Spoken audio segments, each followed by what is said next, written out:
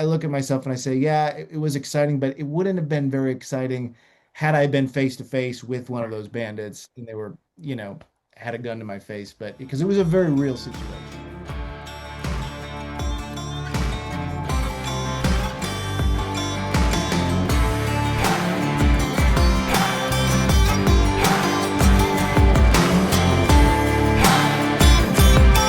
Hey, once again, man, thanks a lot for doing this, man. This was been watching your show, watched Culture Shock all last night, watched them twice already. Oh, nice, That's man. Cool, cool. got scared for you in Africa though, when the tire flattened and hey, and the guns were out. That was Yeah, yeah, I mean, that was the whole thing was wild because there was all these things that I would get into, and that was not the first time actually that I'd been held up at gunpoint. We didn't actually film in Egypt. I went. It was the first time I went internationally, traveling outside the U.S., and I went to Egypt, and I was just like, "Oh, this is so amazing! I'm here. I'm outside the country." And I went to the Luxor Temple, and I started just filming there. And apparently you can't film inside these areas. And I'm like, this was like 10 years ago. And then I'm leaving and I see that there's these curators that are hiding behind pillars and taking photos on flip phones of me and my buddy. And we get to the entrance and there's 20 guards with AK-47s pointing the guns at me. And I was like, what the hell? I didn't understand what was happening. And this inspector comes forward and he says to me, I remember him saying, "You're not allowed to impersonate an Egyptologist. You're going to go to jail." And it was crazy because they were pointing guns right at me, and it was surreal. I thought I was like in some Indiana Jones movie and I had stolen some secret or something. But it was wild. We got out of it because I just paid them off, and that's all they wanted, really. so I'm assuming that's like a perfect time for you to pull out a deck of cards and say, "Hey guys, look what I can do here." Yeah, yeah, yeah. It was crazy though. I mean, you get into some experiences. I mean, how So. nerve-wracking is it? How do you talk your way out of that? How do you just without just totally It was very surreal, like I said. I mean, it was 10 years ago, and I was with my buddy who is a fugitive recovery agent. He's actually a martial artist as well. And so he was really calm. I was calm too, but at the back of my head, I was like, okay, well, they're not gonna, how can they fire on, some tourists just standing here? And he's like, just don't say anything because this is serious. And we ended up getting out of it because I did have footage on the camera. And again, you're not allowed to film in the temple. And so he said, "Look, they pulled us into a room. He's like, you just do a magic trick, get the camera card out of the camera, and I'll do the talking to distract them." And that's how we got out of it. I actually did some sleight of hand where I was switching camera cards like right in front of them, and he was talking with the guy, and eventually he's like, "Let me see the camera." We showed him the camera, and there was no footage on it. So they were like, "No, we weren't filming. We were going to." And he's like, "Okay, fine. Well, give us 3,000 Egyptian pounds and you can go," which is about like 300 US dollars. So we escaped fate on that. that's pretty crazy. Yeah. What's your official title? If I were to say Rich Manley, is he a magician? Are you outdoorsman? Are you adventurer? What's the card So say? yeah, we've come up with this name, the Adventure Illusionist, which combines adventure and illusion. And adventure is really the top thing that I do. So I adventure around the world. I meet remote cultures. I use all these skills that I've had since a kid, and I still do today, to get to these remote areas. And then I do magic, and that magic is really a way to break the ice for people because sometimes I don't speak the language, or the cultural barrier is so strong that doing magic for them really brings people together, and they welcome me in their homes, in their villages, and they show me their traditions and their way of life. So magic is kind of like a conversational piece for me, whereas the adventure really is how I define myself. I mean, not to be So naive a little bit, but does everyone like all these different cultures? Do they know what a deck of cards is at first? Do you have to like explain it a little bit? Or yeah, it's tough because sometimes going into these places they don't. So it's like, okay, I've done a few tricks where I've brought out a deck of cards and they don't really know what it is. So I'm like, okay, I'm gonna put the cards away. Let me use your hat, and I'll do something with their hat, something relatable. But it is the thing because not everyone knows what cards are, you know? I mean, does everyone relate to magic? Is there a culture that says maybe does not get it? And Yeah, and then yeah, you're just left with yeah, like stunned silence and just like that awkward feeling. yeah. We actually had that in Peru. And you did see you saw one of the episodes. In Peru, there's this Quechua village, and it's high up in Pitamarca. And they don't speak Spanish. They actually speak Quechua. So, we're trying to speak Spanish, and they're just staring at us. And I realized, okay, at this moment, I'm just gonna have to do something, miraculous. So I just, I started levitating something for them, which caught their attention, and then we were able to have them all gather and sit around, and I did some visual things for them. But it is difficult sometimes to communicate, when there is that language barrier, and cards just are not going to work. Well, what was your when did you first learn how to do your first card tricks? Is the card trick started when I was like was around 10 years old, and my grandfather taught me. And a lot of the stuff that I do was inspired by him. He was a surgeon, but he also traveled the world, and he did magic for all these different cultures he met when he was doing seminars for medicinal practices, enhancing his own practice. But he learned magic in the 40s, like closer to 50s, because it helped with finger dexterity for surgeons. So that's why he learned sleight of hand. And at 10 years old, he taught me my first sleight of hand trick, which was like a card vanish, which is really hard to do. And so ever since then, I've just been enamored by magic, by travel, by watching his travels around the world. And that's really where I got into it. Did he try to push you into surgery at all, or No, he was really it was really interesting because he was just like a kid at heart, and he always said to me, the biggest thing outside of the surgery practice or medical practice was that it's to never give up at what you're doing, and that's why he taught me that card trick because he's like, I want I see that you keep practicing this. Like every family get together, I would be practicing that trick, and he's like, I want you to follow your heart, do what you love to do, and the fact that you're not giving up on something and you keep going is what was making him proud. So yeah, he really respected, what I was doing. well, with that, how did you tie it all in from adventure, outdoors, magic into Journal of Mystery? How does how did that Yeah, come about? yeah, we so everything was like kind of a slow process because I had always been doing adventure, I'd always been doing magic. And when my grandfather passed away, he did give me this journal, and we were very close, and he gave me this. He was always writing, so he had this journal of places that he went around the world. And my mom gave it to me, and she said, he wanted you to have this. And then I looked through it, and it was just all these notes of these different places that he had traveled to, he had been to. And I started thinking, I was in Los Angeles at this time, and I started thinking to myself, well, how can I do something to honor him? And the things that he did are just so amazing, and he had just this great life. And, I'm here in LA, and I'm trying to make it however I can. And I said, I'm going to go back to my roots. This was my grandfather. He gave it to me, and maybe this is a sign to try something a little different.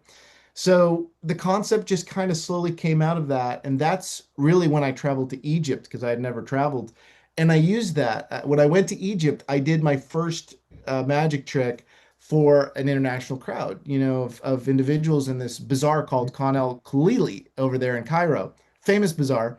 And when I did a magic trick there, I did it because I was like, I read in my grandfather's journal he did magic for people. So I'm going to try it.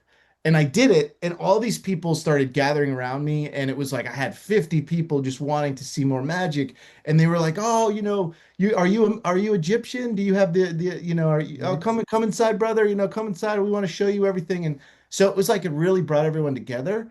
And then I started to realize, wow, there is really something here. This is why my grandfather was doing this. And so I really wanted to share that with the public. I wanted to share that experience of how magic can connect people. And then obviously, the adventure to get to some of these places. Egypt, in some of the communities, it doesn't take a lot to get there, but in some of these other areas, like rural areas of Peru or in Papua New Guinea or in Sri Lanka, you have to adventure deep into some of these areas to meet these people. And that's where I was like, to have the adventure like my grandfather went on, plus doing the magic, I think it's a great combination, and it really was inspired by him. So. Huh. Did you ever envision this thing? I mean, this endeavor going on, extending this far? Did you think it was like a one and done maybe? Did you expect to go from Peru to Egypt? I think to all these Namibia. I've been pronouncing Namibia all morning. I can't do it. Namibia, Yeah, yeah. everywhere else to where it just got very successful. To now you have this. Is it an exhibit? Is it a show? How? What's the description of Journal of Mystery? Yeah, Journal of Mystery is a live show, and again, I never expected it to keep, going on. I just wanted to honor my grandfather's, memory, and I love magic and I love adventure, and very happy that it's continuing on in this way. But Journal of Mystery really is a live event. It's an intimate live event. The first premiere is actually happening July 12th here in Hollywood at the Lowe's Hotel, and it's starting at 8 p.m. So if anyone's around for 8 p.m. And it's basically me getting up on stage talking about these places I visited, the adventure there, the dangers there, some of the things I've experienced along the way, but then the magic I've learned from these people, So I've met them, I've done magic for them, and then I share that magic with the audience. Like in Sri Lanka, I heard a story of this exorcist would have people swallow needles, in which case I demonstrate swallowing needles and being able to pull them back out again. So that's just an example, but that is really what the show is about. It's a live event about my experiences traveling the world and the magic that I've witnessed. Are you taking this on the road with you as well, or is it just in LA? Yes, this will be on the road. The first one is in LA, but it will be a national thing. We will go out to different venues and it will be residencies. So the first residency is at Lowe's Hotel. There will be more shows that I'll do there after July 12th. And then we're touring the country. I was going to tell you also, hey, I did kayak this past weekend. So I was watching yours. Was it in West Virginia or was it in Moab? When you thought that was, you said that was the most you were ever scared, most terrified in one of those episodes. Where That Yeah, that was West Virginia. Well, Virginia. it was actually Peru in West Virginia. Mhm. We were on the I like to go to the Gully and do some whitewater kayaking there, and Moab too. But the scary moment was in Peru. We did go to a class 5 rapid in Pitamarca, and we flipped a raft. It wasn't kayaking in that one, but I flipped the All right. raft, and it was nerve-wracking for me because we're all in the water, and my buddy got sucked under a hydraulic. So he was actually under the water, and he was lucky to escape. We didn't see him come up for we didn't know where he was for 5 minutes, and then we saw Oh, him shit. further down the river and we found him. But Ooh, yeah, that was nuts. ooh. Well, I had a hole in my kayak. So when that happens, what's like the worst things that ever happened to you? Like, what are some of the moments that are like, I guess, oh crap, this could be a problem. Have you had those along the way, or I mean, alongside that one right there? Yeah, well, it gets worse than that one. I mean, so you are a kayaker, right? You do some A whitewater. little bit, yeah, a little calm water.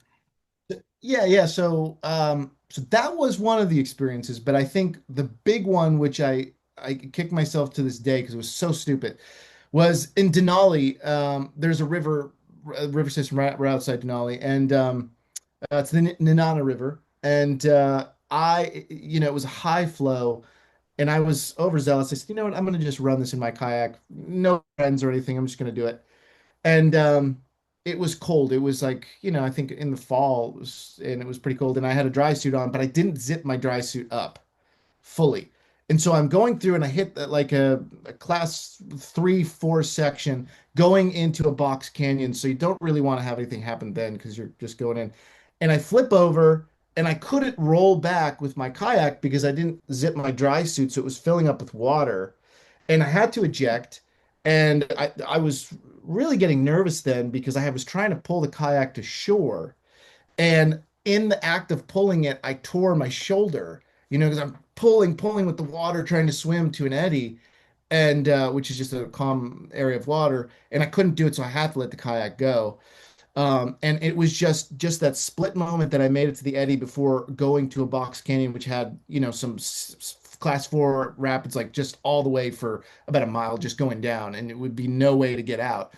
Um, and I got to the shore. I was breathing heavy, and my shoulder, I had tore something in my shoulder, and I said to myself, "That was a dumb move. I didn't double check my gear. Always double check the gear. Never be too have too much ego to say, oh, I can do this, and I got to check my ego. And also don't go doing something like this without having somebody there with you on the water. So, Oh, um, I learned my lesson on that one. That was bad. You said the wetsuit filled up?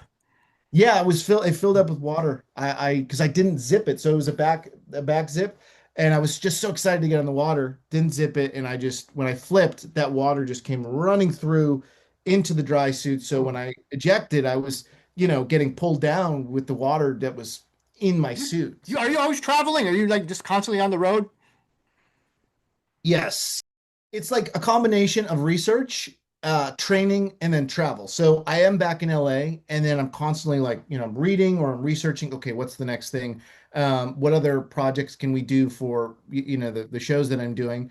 Um, and then it's training for that adventure. So okay, now we're going to do the training. If it's whitewater, we're going to train the whitewater. We're going to go to some places local with a river, or it's climbing, rock climbing. We're going to go to the Sierras, Yosemite area, climb, or someplace a little closer, and then it's like, okay, I've picked the place with the culture, I've picked the adventure, I've trained for that, and now I'm traveling. Like I just got back from Bolivia, and that was a whole training thing of mountaineering for a 6,000 meter peak, going climbing up that with these women called Cholitas Escaladores, which are Oh, mountaineering women, and they climb these mountains in dresses. So that they was don't, on yeah, your Instagram, right? yeah, yeah, yeah. Okay. Yeah. And it's crazy because they wear these dresses where, other mountaineers are wearing, puffies and, down jackets, and they just have dresses and they're climbing these mountains, ice climbing, and they're amazing athletes and women. But they live there and they're totally, acclimatized and they know the environment, they know the area. I was getting my butt kicked. I actually got altitude sickness because again, didn't acclimatize, wanted to go up the mountain too quick, and we had to come down before going back up again. But it was amazing. Have you had to learn that a lot as far as maybe for whatever region, whatever culture you're in, that maybe some do-it-yourself hacks that they do to survive in their region, you maybe never thought of that now you could take home to US and it still applies like for hydration or just endurance? Yes, that it's actually funny. You can't take them home, but the coca leaves, I'm sure you heard of the coca leaves Hmm. in South America. We took them in Peru. I've took them in Bolivia, but those coca leaves, they do help. When we were in high altitude in Peru, I was just taking them and taking them and taking them. And I didn't realize, my fixer at the time was like, you got to slow down because coca leaves are they're a stimulant and they do help with high altitude and they help with your being able to keep going, keep going. But they are an ingredient in cocaine, so you do feel that Mhm. you start to get a high, after you're taking too many of them. And I did that in Bolivia too. I was drinking coca tea, and unfortunately, you can't take them back to the U.S. But that was something that I learned in both areas of the Andes that those coca leaves are a lifesaver, for sure. Is the ayahuasca good out there? Or That was one thing I was going to take it, and that was in Peru in the jungle, but I couldn't. They wouldn't let me take it because they didn't want me to be all messed up on camera the next day, and so I kind of had to watch the ceremony but not partake. now, how do you maintain? I mean, with your travel schedule, this is what I wanted to get to. How do you maintain, I guess, your a routine? How do you maintain, I said, your nutrition, calorie, your macros, your martial arts training? Where do you find the time in different cultures, in different climates to get all that in without really falling back? Yeah, that's the hardest thing, and it's always rest. I always say, I'm trying to find the rest day because, without the rest day, I slowly can feel that I'm hitting that, I'm slowing down, I'm slowing down, I'm slowing down. So I'm always trying to structure things where I can train, go climbing, lift weights, do isometric exercises, body exercises, cardio, running. I like to do a lot of trail running just because I'm trying to combine, both something where I can run up, something difficult, and the cardio. So a lot of the stuff I do, it's like, okay, what can I train that will also apply to the activity? So if I'm doing something that if it's lifting weights and it's just to lift weights and it's not going to help the activity I'm doing, I'll gear it toward okay, if I'm trail running, at least I'm working my legs. I'm also working my cardio because I just don't have the time in the day to do okay, I'm going to do this, I'm going to do this, I'm going to do this. So I try to structure my regimen to this is what I'm planning on doing right now. I'm planning on doing a mountaineering expedition, so I'm going to do a lot of trail running. I'm going to get my cardio up. I'm going to do a lot of mountain biking, and then I'm going to eat a certain way and make sure the nutrition is right. So there's this whole schedule I go to, and if it's rock climbing, especially in the winter, I may pack on, a little extra weight because I'm going to be traveling for miles and miles and miles. So I want to have some extra weight to burn and fuel to burn off. And if it's like something that's going to be a big rock climbing mission, where it's going to be multiple pitches going high up, I'm going to want to burn some of that fat because I don't want or weight and muscle because I don't want to carry that much up when I'm climbing. So it's all these activities that depend on what kind of body type I need, what kind of fuel I need, what I'll take with me, and the training. So it's like I'm trying to balance that with, okay, so that's being balanced with the culture, with the actual adventure and story in mind of what I'm doing. So it's kind of a lot of juggling, and the one thing I always have a problem with is sleep, rest. You gotta rest. How much do you Yeah. normally get on a day?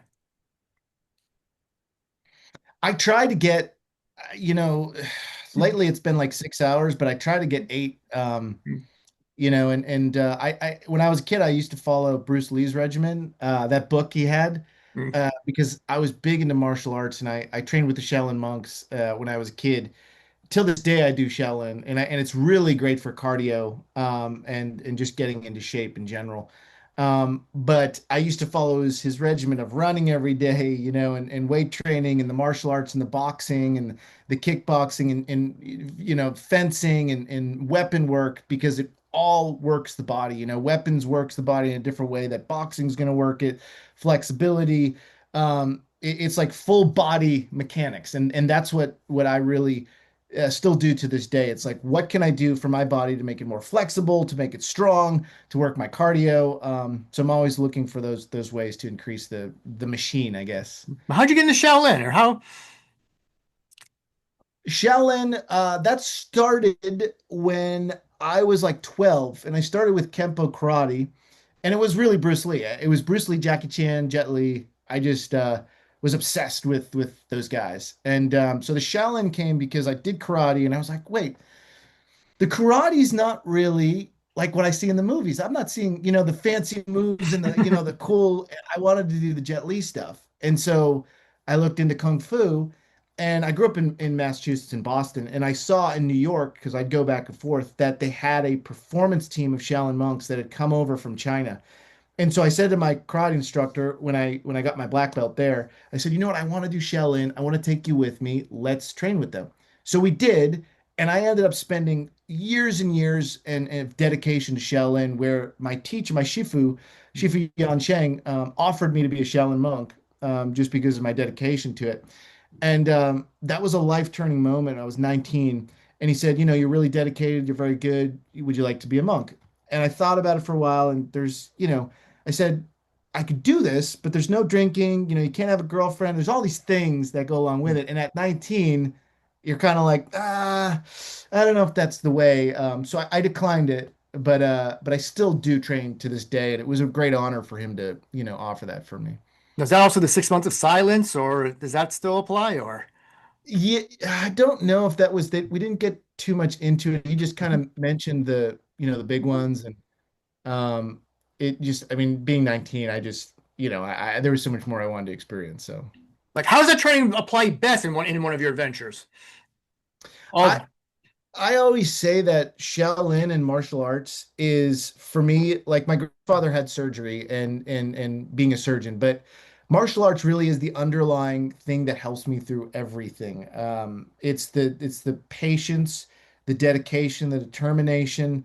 Um, all of that I learned through martial arts and Shaolin, and so if there's a situation that becomes too hard, or either physically or mentally, I always go back to that martial arts training, to center myself, the qigong, the breathing exercises, and everything I learned in martial arts. So if like there's a mountain that is really scary and there's a lot of exposure, it's difficult, I say, okay, just remember that martial arts experience, that training. Just remain calm, clear your mind, deep breathing.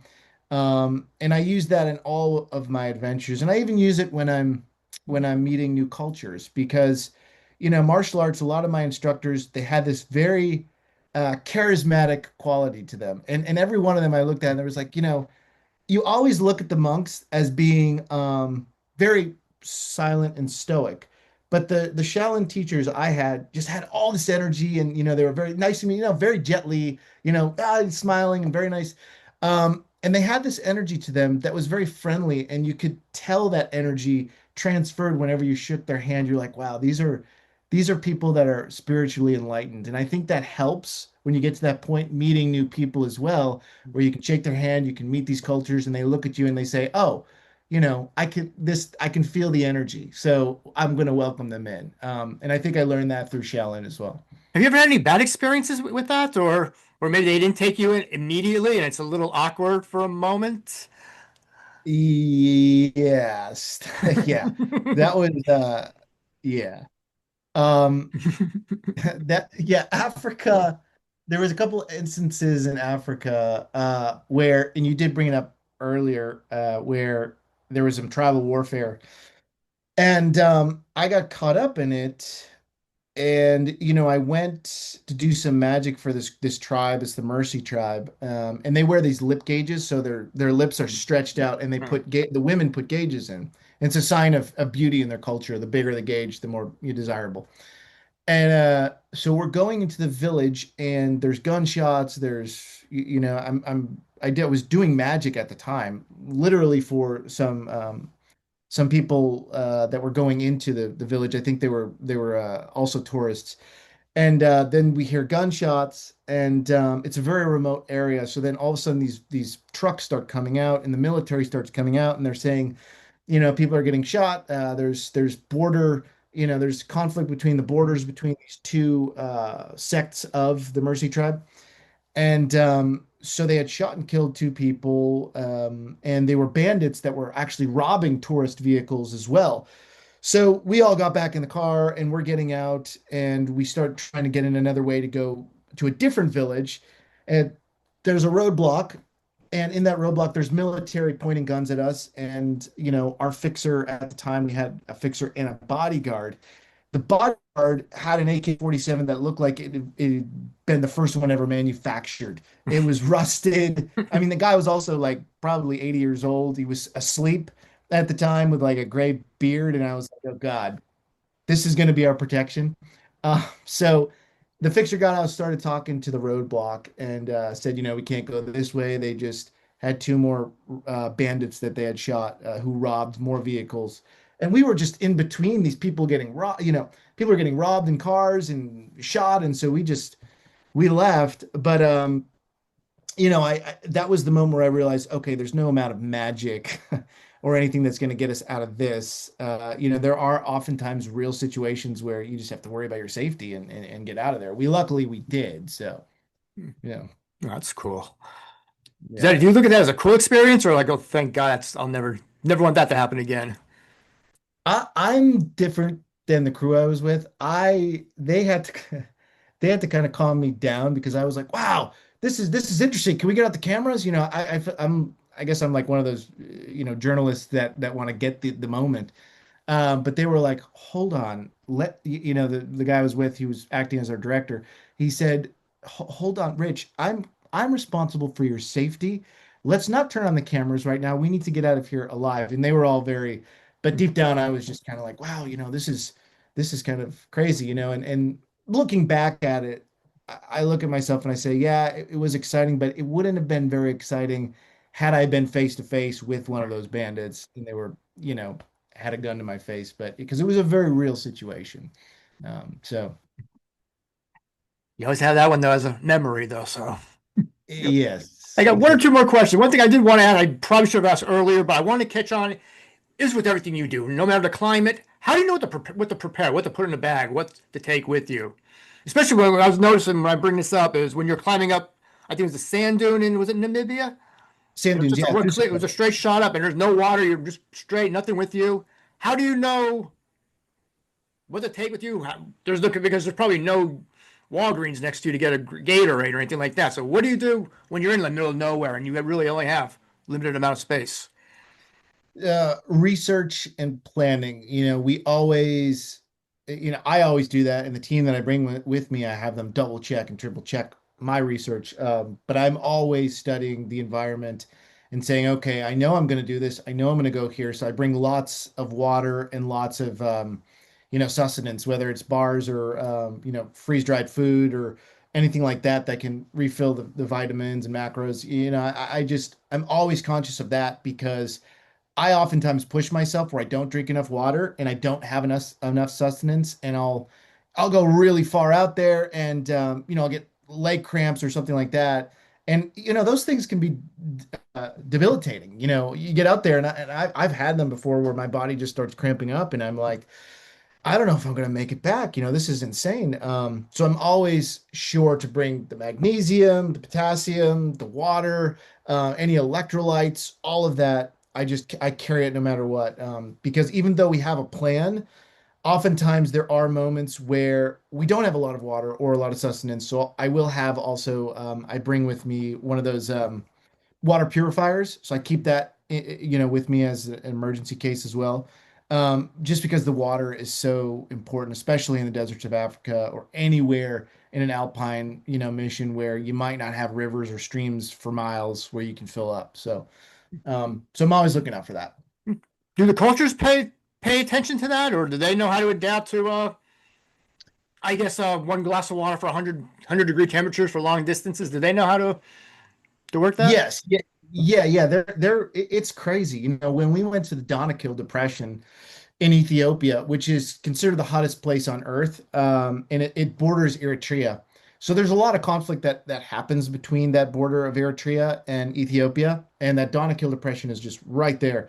And it's just if you see it or you look at pictures of Danakil Depression, it's just this place with it's so hard to describe, but it looks like a scorched earth. I mean, you've got like green, like sulfur lakes and like the green yellow hues because of the sulfur deposits, and there's actually an active volcano that sits right next to the area too. But there's people that live around and they survive. They're pastoralists and they move.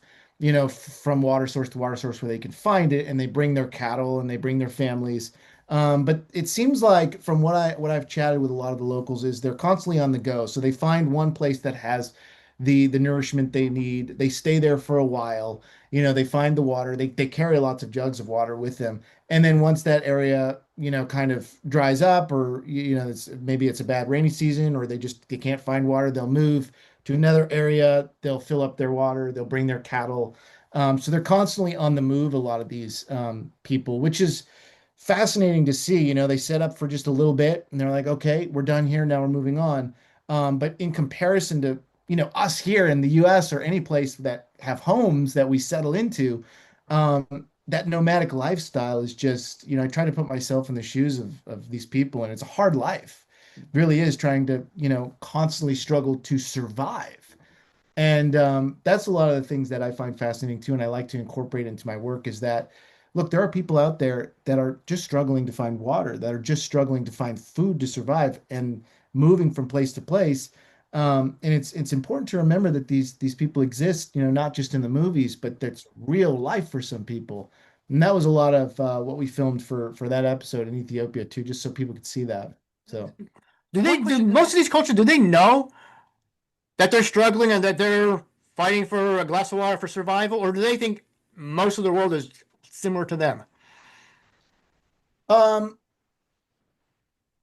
I'm trying to figure out how to word this because yes, they do know it's a yes and no question, and it depends on the region. It Mm. depends on how much access they have to media. For instance, like in Africa, that's the way of life. They truly like in the Danakil Depression, they see tourists, but they don't understand, what they might have. They'll ask for money, but you can tell that they that's their life and they don't know anything outside of it. Um, the same thing in Palma Real in the Amazon. They have one TV. So the group of people, they live by the river, the Madre de Dios, and they watch TV at night, but mainly they spend time with their families, and they don't really have any contact with the outside world other than people bringing them, the government bringing them food to this particular tribe. And so again, that's the way of life they know. And when it came to Sri Lanka, in I met this guy's name was Chintaka. He was my fixer, and he brought me to the Veda people, which are these indigenous people that live deep in the jungles of the Singaraja rainforest. But I went to his home, his village, and he started asking me all these questions because they do watch TV, but they have a warped sense, I think, of what's going on. So in Sri Lanka, he was asking me, he said, so in America, uh, everyone's shooting each other, right? And I was like, what do you mean? Where do you get that? He's like, well, I see in the movies, everyone has guns and they're firing at each other. And I said, well, those are movies. Those are movies. Not everyone is, in car chases and, and all that. And he's like, so people are not, in the streets doing that and just chasing people around in cars. And I said, no, no, no, I think you're watching Bad Boys or something. No, that's not, that's not, that's not what happens. But so that there is that perception, which started to make me think too. There's people that totally live in their world, but there's also certain cultures and people that live in a world that it's almost imaginary to them. They like he knows his village in Sri Lanka, but if he watches a movie, like an action movie, sometimes the people watch that and they go, wow, this must be what it's like in America, or this must be what it's like in Europe, or this must be like what it's like here if it's a fictitious piece. And like, oh, this is how people are. And so that was really interesting to me. And I had to kind of like say, no, that's not, it's not really what it's like. But That's pretty interesting. yeah. Last question I do have is I forgot I should have asked this before as well. Like what's the most weight you've ever lost in one trip or one setting? Um, Probably I think it would have to be in Africa. Maybe Ethiopia. Um, because in Ethiopia we went to Tigray. We were all over in Ethiopia. Tigray is the mountainous region where they have the 5th century rock cut churches. And so there's a lot of trekking. You're trekking up to get to the churches. And I think I've lost probably 15 pounds on a trip, and a lot of the food I was getting food sickness, like I was getting sick from some of the food as well. The injera, it's a bread, it's fermented bread. Did not like it all. Mm. They put this bread underneath the ground and they ferment it. I did not like it, and I was getting food poisoning. I don't think it was from that, but from other food. So I'd say probably like 15 pounds there I lost.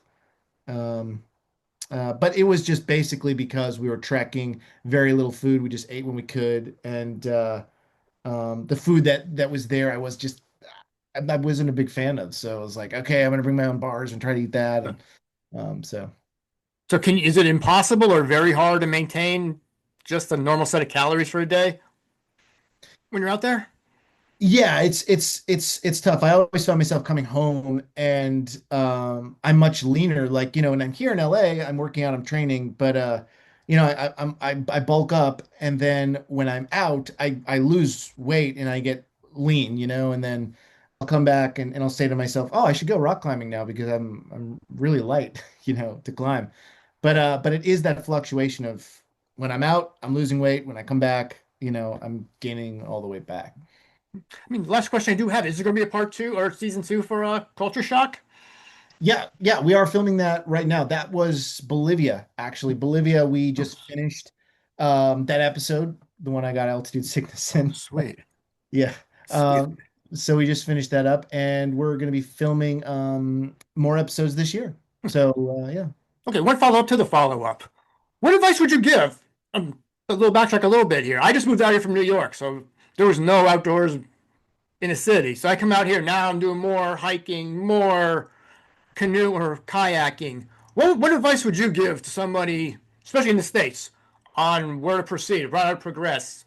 What's out there for you to go conquer and capture or conquer and check out? Uh, I would say for anybody, it's just a matter of getting out there and listening to your body because, for me, I always go out and I push myself to my limits, but I wouldn't say that's for everyone. I would say just get out wherever you are, go for a hike, go for a walk. I do a lot of research online. I'm very much about scenic areas. So even when I'm biking, like I can't do a stationary bike inside. I have to be outside to be mountain biking or even, cycling. I like scenery. So it's like find what you like. If it's the scenery, maybe there's a river next to where you are, and you can say, "Oh, now this is a beautiful scenery. Maybe I could do something, adventurous around that beautiful scenery in that river. Or maybe I could go paddle in the river, or I could go to the lake and paddle, or swim, or mountain bike around, or take a trail run." But that's what gets me excited about the outdoors is that I can go, that I have an A to B, so I can start from somewhere and go somewhere and see something awesome. But at the same time, I'm doing an adventure to get there, which I like. So it's all about finding what you like to do, getting outside and just taking some time in the day to not be indoors, I think is Now, really. can you visit the same place twice? Now, can you climb the same mountain and say I'll do it again, or do you just have to keep changing and rotating, and once it's done, you just go on to the next? No, I find that I'll go to the same place often. I mean, things will get boring after a while, but there's always something different. Like with rock climbing, it is muscle memory, but at the same time, you can always climb a different way or use some different techniques in the climbing. So there's always something to learn. I learned that from martial arts, that there was a monk there was actually a story the monk told me there was a monk that only trained one tailu, which is a form, and he was undefeated, back then. But he trained one set of movements and was undefeated, and that was all he trained. Where all the other monks were doing 108 forms and 108 fighting styles, he did one, and he focused on that one thing. He was the best at what he did, and I use that sometimes to say, you know what? If you keep climbing the same mountain over and over again, there's something to be said about that. And there's something to be said about doing things over and over again because you can always see something different in it, no matter what, if you're paying attention. And how do you get rid of eliminate rattlesnake fears? Uh, That I've seen a number of those on the trails. I'm not afraid of snakes. I'm good with that. I just literally, I normally have a trekking pole, and if I think there's a rattlesnake, but it's spiders that get me. I do not like tarantulas or spiders of any kind. So if really, I see that, I'm not climbing in the area. really, I mean, have you had a bad experience with that, or now I'm going? No, just as a kid, ever since I was a kid, I Oh. hated, it's just a phobia. I hated spiders. I saw arachnophobia, Jeff Daniels, and John that was Gibson's it. greatest. Yeah, that was it for me. All right. So, Hey, let me let you go because I could go on forever with this. I love those shows. I can't wait for season two now, and like stuff like that now. I probably didn't appreciate years ago, but now it inspires me now just to go like to go travel to Utah now to go up to Moab and visit there. So stuff like that is really really awesome. May not go to Africa, but Utah's the next best thing. So yeah, Utah's beautiful. I say go for it, man. Check it out.